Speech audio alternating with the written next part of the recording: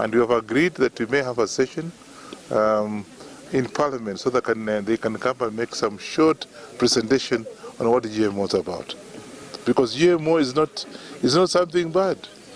Yeah, it's not something bad. It's not, in fact, I didn't even know, and I've just walked around and I'm told we can also test the product whether it's GMO or not.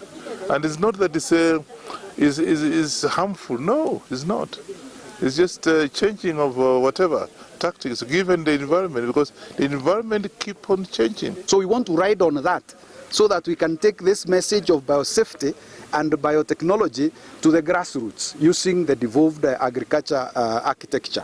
Number two, we are able to show how what we do contributes to agricultural productivity by indicating that, for example, when we approve GM cotton or BT cotton, we are able to overcome a pest and therefore enhance crop productivity. For instance, right now, the cereal millers are quarter capacity.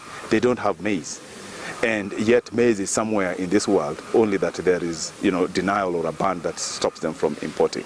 And one thing that people need to know, DNA is a nucleotide. We eat it all over. We eat DNA, and there are only 4, and I said that in my presentation. There are only 4. Those things are the same from different sources, only that the arrangement and quantity is what varies.